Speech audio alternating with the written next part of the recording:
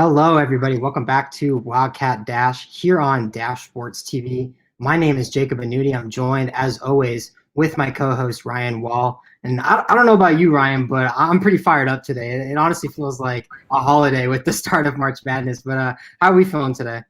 I'm doing great. As you said, today marks the first day of March Madness in 2 years, as last year it got canceled. And yeah, today's a great day. Basketball from morning to night. Nothing could get better. Yeah, we have definitely missed some March Madness. Why don't we start today's show about talking about some March Madness? Of course, we know that Arizona men's basketball is not in the tournament this season. We'll have to wait until Monday before we see an Arizona team compete in the postseason tournament. Talking about the women's team, of course, but since that tournament has not started yet, why don't we talk some men's basketball? Every year, we spend days and just studying and tinkering our brackets, but our picks are locked in now. We can't change them anymore. So start us off here, Ryan, by telling me who you have as your Final Four teams. My final four teams are Gonzaga, Alabama, Illinois, and Baylor. Out of those four, I think the championship game is going to be. I think it's going to be Illinois Gonzaga. I think they've been the two best teams so far up until this point, and I really think just seeing Illinois play earlier today. I know it was an easier matchup as it was a 116 game, but I just think their depth, experience, they got some good. They have some very good young players. I just think they're the most complete team in basketball. I mean, a lot of people have said it, a lot of analysts over the days and weeks and in the past, and I believe that, yeah, this doesn't look like the best version of Gonzaga that we've seen over the last 5 years since they've been on this pretty historic run. So yeah, those are my four going into the next few weeks. Yeah, I think for me, I have Gonzaga and Baylor as well. I feel like those two teams are just two of the three top teams in the country. It's like far and away, right? Gonzaga is just such a well-oiled machine. Like Mark Few has just done an insane job with that team and such a great job with that program. Jalen Suggs is probably one of the best players in the country. Drew Timme, Corey Kispert, like those dudes can ball, right? Like their path to the Final Four is probably one of the easiest ones too. It's not too difficult of a region there. I just think their path is probably the easiest. I went chalk again on Baylor as well. They're a great team. Obviously, they did struggle a little bit late in the season, but I still have them winning that region.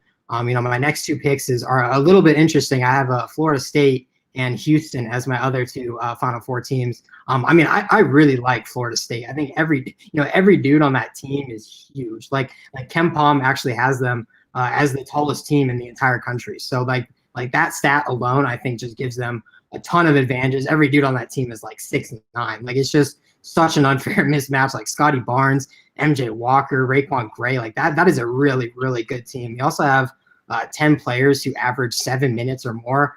So they have a really deep bench too. And I think, having a lot of those usable players at their disposal can really give them, I think, a good advantage in this tournament.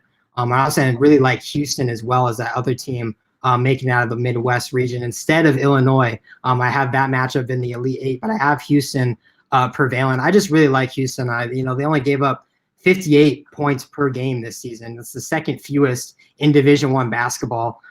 Teams are averaging just 37% from the field against them. That's the lowest in the country. So they just have a great defense. I think offense wins you games, but defense wins you championships. And I think Houston has both of those, both offense and defense. So it really gives the Cougs. I give the Cougs making it out of that region. I really like them.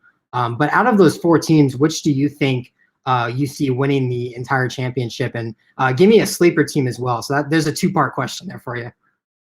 Yeah, I mean, as I said, I think Illinois is going to win the championship right now, if I had to say. And before the tournament, as we know, it already started. I mean, Kofi Cockburn, they got Adam Miller, the freshman.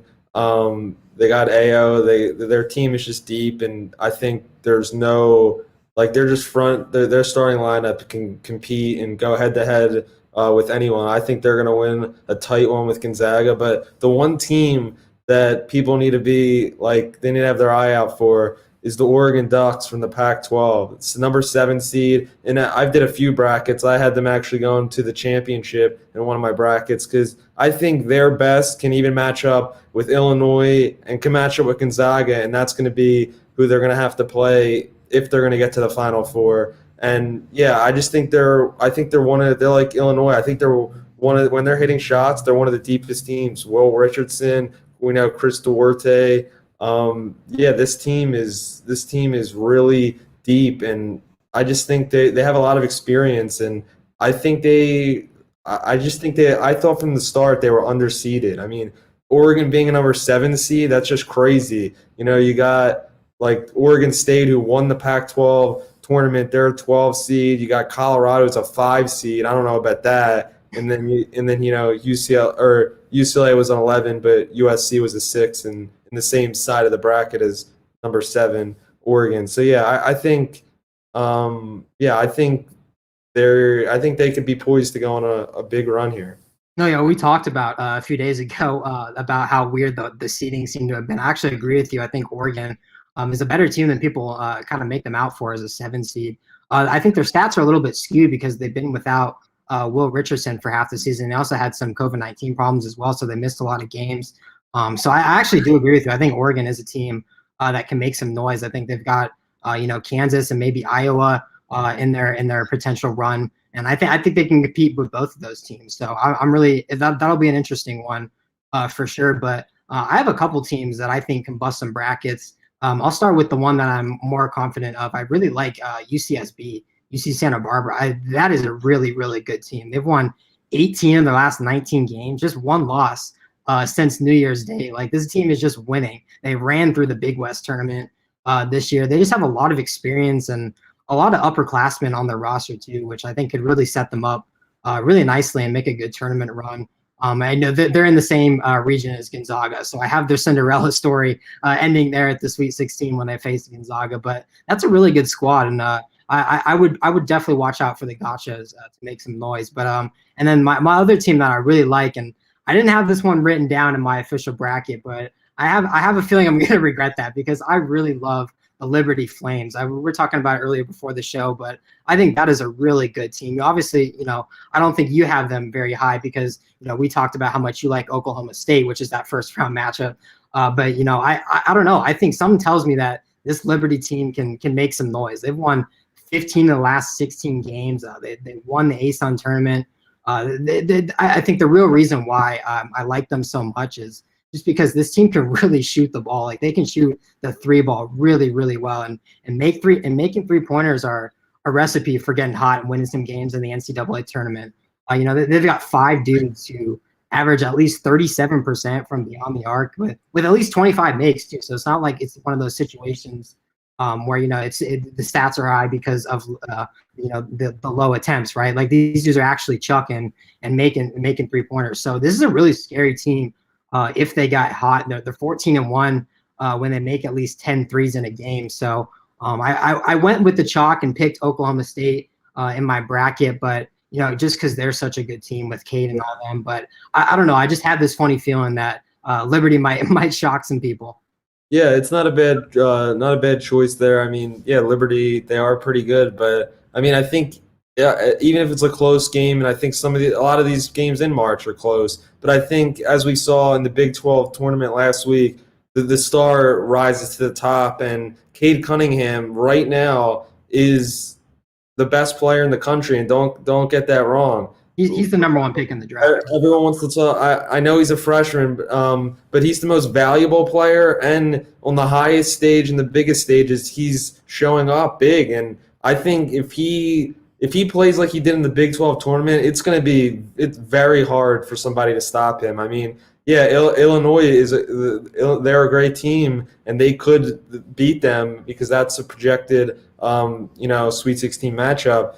But I mean, they're a tough out, and I think Cade he's one of the best college players in the last 5 years. He's without a doubt going to be the number 1 pick in the draft. Like, he's that good. Like I said, I like Liberty, but I think I went Oklahoma State just because there's just too much talent on that team. That doesn't feel like a team that would lose in the first round, and I'm just begging for them to win that game, only because I want to see Illinois and Oklahoma State battle it out in the Sweet 16, have a little AO versus Cade matchup. I think that would just be too much fun. But why don't we go ahead and move on though, and talk some Arizona men's basketball. After all, the name of this show is Wildcat Dash. So, as we kind of all expected, the Wildcats did see a few roster changes so far this offseason. We already knew about Ira Lee after he announced at the end of the season that he wasn't going to be coming back, that he was going to be graduating and transferring. But just a few days ago, Terrell Brown Jr.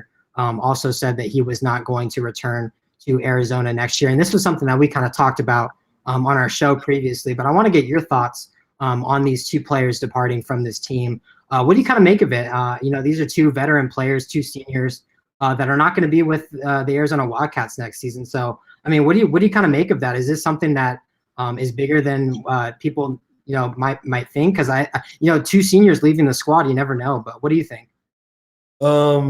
I think, they're going to lose a big veteran presence with those two in the locker room. But I think it's a move and a step in the right direction, moving on to the future and building that young core. As we've said many times, we want to see Sean Miller establish an identity with this program. And if it's about the youth and about the younger players, then this is the direction. You don't need a 6-year Terrell Brown, a 5th-year Ira Lee. Those guys aren't necessary, and they're just taking minutes away from younger guys. Like I've said, even this past year, which in the grand scheme of things didn't matter a whole lot. They didn't play in the postseason at all. But, I mean, they're taking minutes away from younger guys like Dalen Terry, who I still want to see a lot of, and they got 3 incoming very talented freshmen this year and maybe more. Sean Miller, last year they added all those freshmen pretty much late. Could add a transfer big, another recruit. I mean, there's not that many spots left, don't get me wrong, but if there's 1 or 2, I would like to see him add another big with the loss of Ira Lee. But I think this is a move in the right direction for this program. Yeah, I think we all kind of expected. I think it was kind of stupid for us to kind of think that everyone was going to be coming back next year, right? With the new recruiting class coming in, there's only so many scholarships that this team can kind of give out, right? So I think it was kind of expected to see some of these other guys kind of weed their way out of Arizona. But I think the loss of Terrell Brown, I don't think will be too much, at least on the court presence, right? They just have so many guards. They had so many guards last year, and they're going to have even more next year. So I really want to see Kerr Kriesla kind of get some more minutes and do his thing. I'm hoping that this new recruiting class can kind of help Dalen Terry, into his new role, maybe a new role as a point guard. I would like to see him play a little bit of the point guard position, but I think they got a lot of options. I don't think they'll miss Terrell Brown too much. Ira Lee, on the other hand, I think that big rotation is a little bit shallow, like you were saying. Like I would also like to see a move come in where we bring in a center or something like that. Just someone who can, have that actual presence inside the paint, really make some noise. We really haven't had that kind of, inside post center since DeAndre Ayton, really. I think the way that kind of Sean Miller has recruited the last couple of years, these big men have kind of been, versatile ones that can spread the floor and shoot the 3 ball. So I would like to kind of see a little bit of change there, because I think they've got a lot of guys that can stretch the floor and help that rotation. But I would like to see someone, just a good glass cleaner under there, just kind of getting all the reads, kind of what we all hope Koloko can do one day. But we're still waiting around for him to kind of be that big piece. But I mean, kind of coming back to it, I really think that these two losses aren't huge for the team, because I think this recruiting class coming in next year is going to help a lot with the progression of this team. And even if Terrell Brown came back next year, like you said, like he's going to be taking minutes away from some of these guys that are really good and have a lot of potential, right? Like James Akinjo, Kerr Kriesla, maybe Dalen Terry. Like these are good guys, right? That deserve minutes. So I just never really thought, I just couldn't see Terrell Brown really kind of mixing in and getting minutes with this new squad. Yeah, I agree with those points. And yeah, a few days ago I counted 7 guard / wing type guys on this team, and with the incoming 3 freshmen who are going to play at that secondary guard spot / maybe a a little bit of wing. So yeah, there's just not enough spots, and I think it could be a situation like this year. We saw a few guys from last year's recruiting class not really play a lot, like Tibbet Gorner. So yeah, I think guys are going to need to prove themselves, and I think Sean Miller. It would be in everyone's best interest to, at the beginning of the season next year, come out with a bigger rotation of guys. Maybe start playing 10, 11 guys, and bring a lot of guys off the bench, get a lot of guys involved, and then when you move to the postseason and get closer and trying to compete at that high level, then you see who really can help you win next year. Because yeah, go ahead. There you go. Oh yeah, I think Arizona can certainly do that, right? With Sean Miller, they've got a lot of guys that can play. I think with the injuries, it kind of towards the end of the season, it didn't really feel like Arizona had a lot of depth. But Jamal Baker's going to be coming back and he's going to be healthy. Daniel Bacho, who we didn't get to see any of because of his injury, he's probably going to get some minutes. Sean Miller has talked highly of him. Tibbet Gorner, like you mentioned, could make that leap, and then of course the freshman class with Shane Noel, Shane Nazoni, and KJ Simpson. So these dudes can all play like right now. So Arizona has a lot of guys that can actually play some real good minutes. So I think we can actually end up seeing a solid 10-man rotation. Like it could end up being like that. So I'm pretty optimistic about this team. I think this team will definitely be a top 25 team in the preseason rankings next year, just because based on who's coming back, right? It's bringing back almost the entire squad, right? I don't expect, obviously we can still hear people maybe deciding to go into the NFL draft or the NBA draft, wrong sport. But I don't know. From what it looks like, it feels like a lot of this squad is coming back. And that's what Sean Miller said too, right? He's preached, he's saying the lion's share of this team is going to be coming back. So if he's confident in his guys coming back, I think we should too, right? I think this is going to be a real interesting team, a real deep team with a lot of experience now coming back with this freshman class now being a year older. I'm pretty optimistic. I think this is going to be an interesting team to watch next year.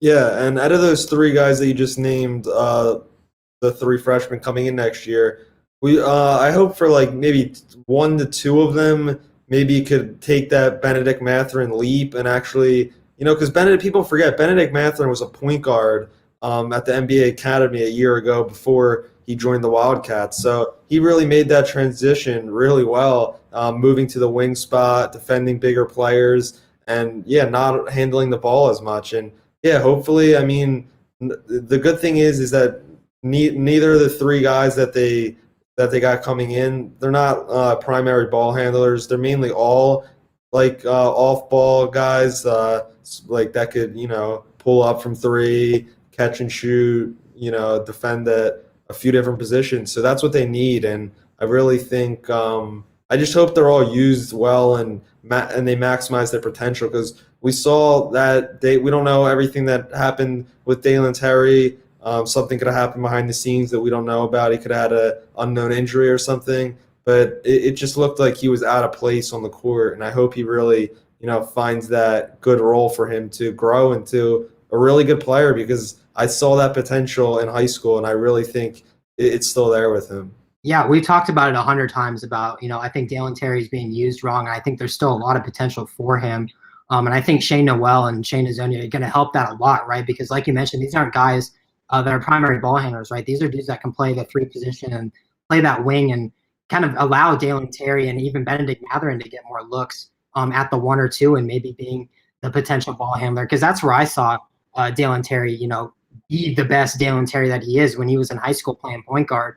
He's big too. He's like 6'4", 6'5", so that's a mismatch at that point guard position, and someone who can carry the ball and distribute the ball, run the offense at that size. I think that could be a real interesting wild card. And I haven't heard anything about Sean Miller maybe wanting to play him more at the guard position, but maybe we'll start to hear more about that once this new class gets on campus. But we talked about the current Arizona Wildcats, but why don't we talk about the former Arizona Wildcats that are now playing in the NBA? And I want to talk about one player in particular that is starting to get an increase in production recently, and that's been Nico Mannion. Mannion, of course, was a 5-star recruit coming out of high school, played a year at Arizona, McDonald's All-American, before being drafted by the Warriors. His draft stock kind of went a lot down, I should say, from the beginning of his freshman season to where he actually got picked in the second round. But, it starts to look like he's starting to get a little bit in some momentum and getting his stride a little bit at Golden State. He started on the team and then they sent him to the G League, but now they've got him back playing a lot of minutes, actually. These last 5 games, he's had a lot of minutes. So I just want to get your thoughts on that, Ryan. What do you kind of make of Nico Mannion right now, and what do you think is ahead of him in the future? I mean, this Nico Mannion that we're seeing as of late, he played 9 games in the G League bubble with the Santa Cruz Warriors. He averaged 19 points, 7 assists, 3 rebounds, 2 steals, and was just doing it all. He looked like a real presence out there on the floor and a real veteran out there and someone who could lead an offense. But after that, he went to the Warriors, and he's getting regular minutes in the last 5 games. He's playing an average of 20 minutes a game, and he's averaging 8 points, 4 assists. He's shooting 50% from 3, and I know that's kind of crazy. It's only 4 games, or 5 games, but it's still crazy because we didn't see near that last year. Oh, yeah. I mean, I think I always thought when Nico got drafted that I think him going to the Warriors was just the perfect situation. Like, it could not have been – I don't think there's a team in the league that would have been a better situation for him, honestly. Being with Steph Curry and, Steve Kerr.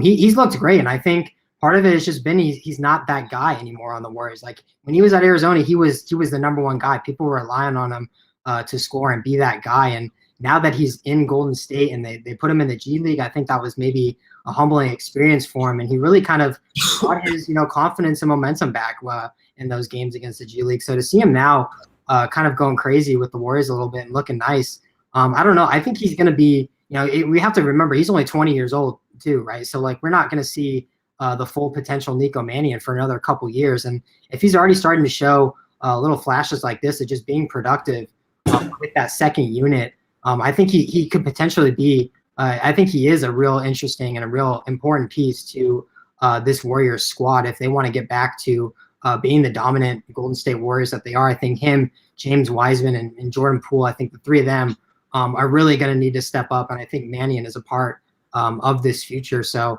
I've been really happy to see him ball out. That wasn't something that we saw flashes of it at Arizona, but he had a lot of criticism after the draft, right? He really slipped. He was supposed to be a top 10, top 15 lottery pick, and there he goes in the middle of the second round come draft day. So he's come a long way, and I think I'm really confident in him. I think he's found his stride, and it's been nice to see. Yeah, and that player that we're seeing with the Warriors is the same guy that I saw at Pinnacle, over a year ago in high school, a guy that could distribute at a high level, get his teammates involved, and just hit open shots, not force anything.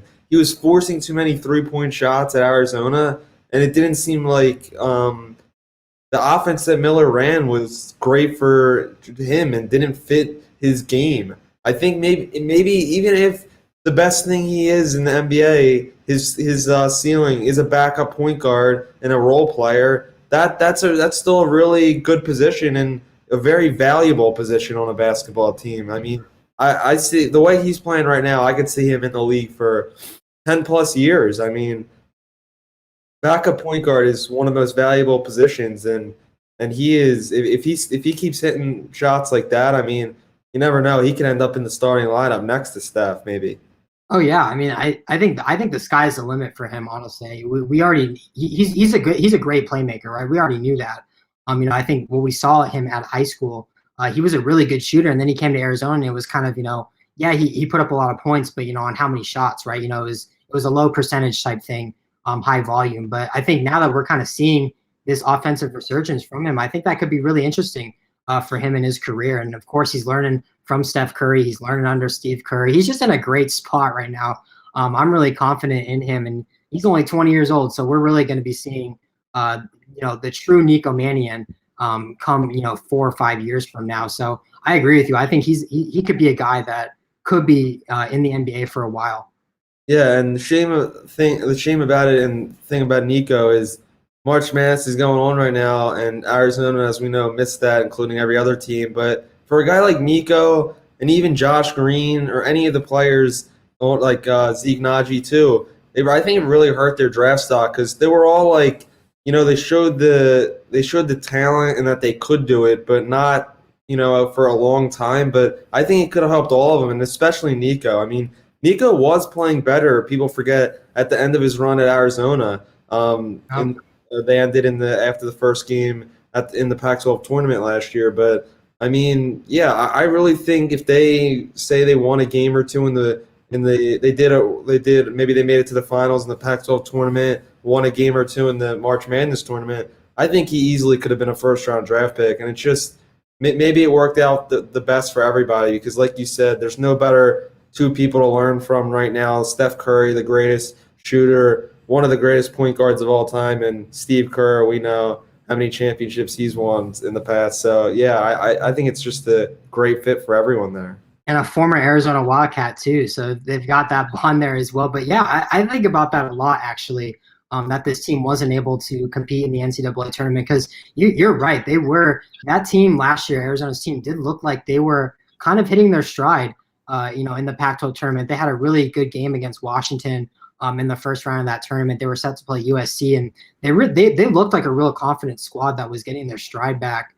So I think them playing in the tournament would have been, no doubt, would have been helping the draft stocks for sure. But like I said, he's just in a great situation. So if everything happens for a reason, right? If we saw him in the NCAA tournament, he may not have gone to the Warriors. He would be somewhere else where they're relying on him more to be the scorer. And I think just his situation right now is great because he's got a lot of potential. But the Warriors don't need him to be that guy right now, right? They're going to keep grooming him for the future. So everything happens for a reason. I think he's in a great spot right now. Yeah, and I know I've been hard on Nico for the past year since he's been in Arizona and his struggles, but I still stand by my point. I know he's been playing well, and yeah, I think like I said, I think he's going to be a very good role player in the league for a very long time, but I still stand by my take is that I don't see him as a star player in this league. I don't think he has looked actually a little quicker, people have said, and I think so too, in the NBA for some reason. He looks more active on defense too, but I don't see him as a star player in this league, leading an offense for a playoff team. I just don't see that in his future.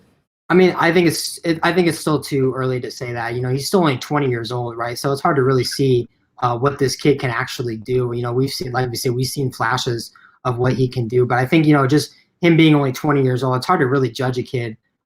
Playing next to LeBron. So I don't know if you saw that play where he took that screen from LeBron. So he's still a young buck, right? So it's hard to really kind of judge where he's going to be at. But I like Nico Mannion. I like his future. I like the situation that he's in.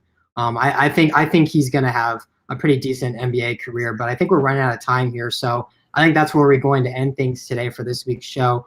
Thank you everybody for tuning in and watching. Reminder that we are live here every Friday at 3 p.m. Pacific Standard Time. We're no longer on Mountain Standard Time. We're back to the same schedule now. So Friday at 3 p.m. You can check us out on our website where we post all of our live shows and highlights from our show over at dashsports.tv. You can also check us out on social media, on Facebook, Twitter, Instagram, and TikTok. We have it all, so you can't miss us. So thank you everybody for tuning in, and hopefully we will see you next week. Peace.